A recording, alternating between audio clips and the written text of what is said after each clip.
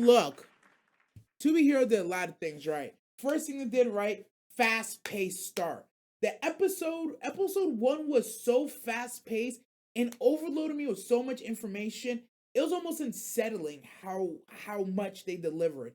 I was actually staggered a little bit with the amount of information that I was thrown at, and I was like, "Holy hell!" And it was actually to a point where it was confusing. I struggled to understand what the hell if what I actually saw really happened. I was like, "Let me get this straight. Dude was just a marketing exec, got fired. The dude he got fired for, as he's screaming about his bad luck on the roof, dude that he was working for that got fired, walks past him, walks off the building, dies. But he was a superhero. I'm like, what? And then they're like, you kind of look like him. Yeah, you're gonna make it work. You're the new him. Come here, boy. And they literally turned him into him. And the montage was fast. It was one of those moments where it's like, is this really happening? Is this believable? Oh my god, this is actually happening. What the fuck is happening? And it just kept progressing until the end of the episode. And you're like, so here we are.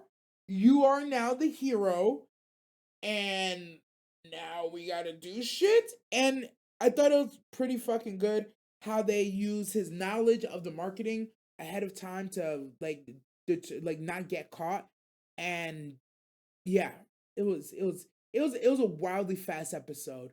We went from who the hell is this kid to oh my god, they're gonna turn this kid into the hero. Oh my god, this kid is the hero, and everybody just believes it. And then as they're telling the story, they do this fantastic job with the world building progression where you realize that like fans and trust equals you actually get abilities. But it's like, how does it decide what abilities do you get? Is it like how the hell does this work? You're like, wait, you actually get abilities because people trust you? It's like, do you have to like what does this happen? And they show, they don't tell. Like they tell you that's what happens, and like, oh, ha ha ha ha ha. And then they literally show like his fans go up, his bodysuit glows a little bit, and it's like, oh nigga, you just got powers like as we were talking. So now you have to wonder, it's like, yo, does that mean anybody can get powers if you get enough trust? Like that's all you gotta do, and you can get granted real powers. It's like that's kind of dangerous, bro. Cause like I don't know about that world, but in our world, it's not always good people that gain a lot of trust. Sometimes bad people gain a lot of trust and get powers. Are you guys aware of that? Did you know? I'm just like, oh shit, we gotta keep an eye on that. The shock factor, it was a 10 out of 10 on this show. Having who you think is the hero literally Alt F4 off themselves in your face. Oh my god. And then you're just like, so now what? We're all the character's all us. We all seen the same thing. We're like, what the hell? His manager comes out, this sexy ass bitch in her high heels and her short skirt. She's like, oh damn, he's dead. It's okay though, I found his replacement. And instantly looks, it's like, bitch, you aren't even gonna mourn? This nigga's still leaking on the goddamn steps. She don't give a goddamn. She don't give a goddamn. I do like they do this change in animation styles. There's an animation style when they're talking slice of life, and then when they get the action, they switch the animation style. I happen to think it's fucking dope. I think it's mad cool that we go from like what feels like a 3D blender rendering that's like not the greatest, but it's not bad. But when you get the boxing, they get in the full animation mode and it looks fucking amazing.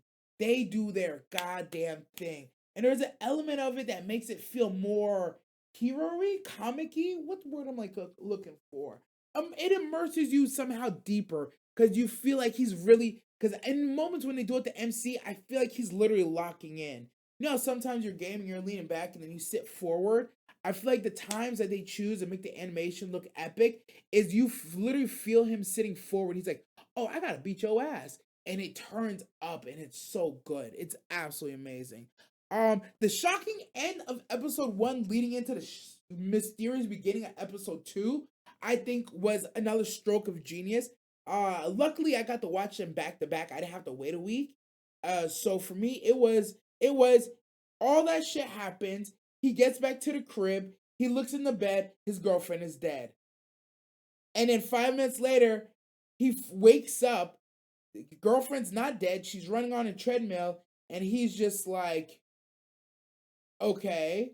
He's like, he looks at the bed. He's like, there's no dead person here. There's no blood. She's over there. She's gonna act like what happened yesterday didn't happen.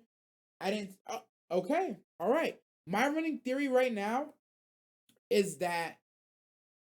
Oh no, that doesn't make sense. My running theory is that the girl who was playing Moon, they either somebody did kill her or the studio took her out and didn't clean her up in time. So her body was just there when he pulled up, and they put in an actress, and that's why this new actress came, and now she's leaving. Or he was having minds. He was having what's the word? He was having hallucinations because of the powers that he got. Like if your brain or your body isn't strong enough to get these powers, like it messes with you. I think he might have just seen something because there's something sinister she said when he got his powers, and she's like, why would he do that? She's like, well, soon you're gonna have to make that choice too. I was like, bitch, what? What do you mean by that? Explain that to me explicitly. Look, this show is cooking a lot at once. It looks stunning. It looks fun. It's very fast paced. I do know and realize, somebody told me, thank you, that this show is actually part of a running series. There's already been two.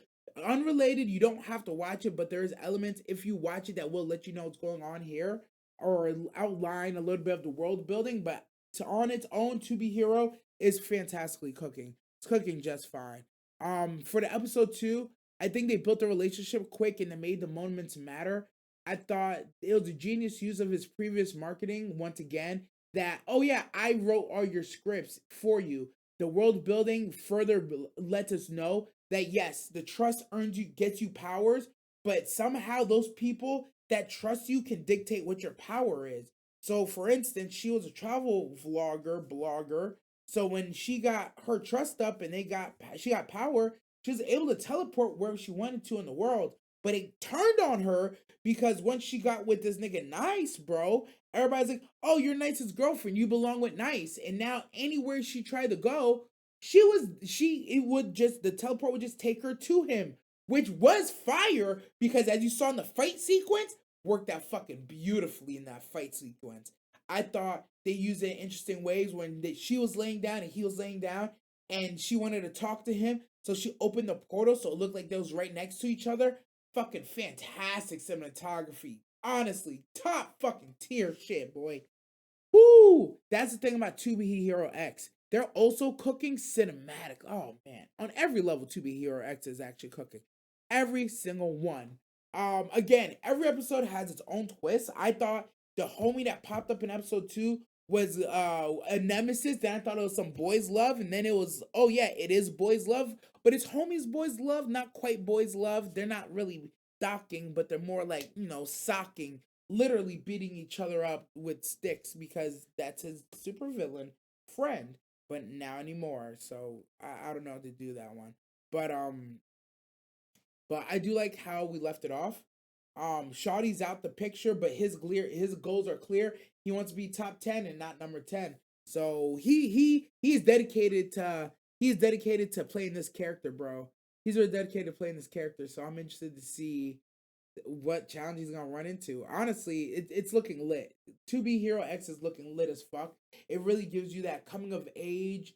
No, let me not say coming of age. It really gives you that pick yourself up by your bootstraps energy that really like I might not be enough, but I can become enough type energy. I can work my way into being the best. And because like it's not for naught. Did he have a leg up? Did he get a little bit of a cheat? Absolutely. But is he still having to work for everything that he has? Still, yes. So I like that it's a good amalgamation of the both right now with 2B Hero X. So far it's cooking. It's doing a good job. I'm thoroughly having fun with it. But yeah. Knuckle Duster might be a restart. No, honestly, I think he is. I've been waiting for this show for a year. 2B Hero X. Yo, yes, Zuckery's one of those people that said, I've been waiting for this show forever. There was like a teaser that came out years ago. There's like 2B Hero, just 2B Prince or 2B Princess, something like that. But there's stuff out there. Just finished watching today's episode of Guilty Gear. Dual Rulers, Guilty Gear Dual Rulers. I'm not familiar with that one. Guilty Gear. I feel like I've heard the game. I didn't know there was an anime called Guilty Gear. Oh, wait, I feel like I did know there's an anime called Guilty Gear.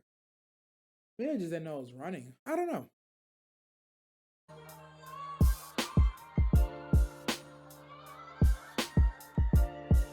You wanna go? Oh, right, I'm really fucking shaking, bro.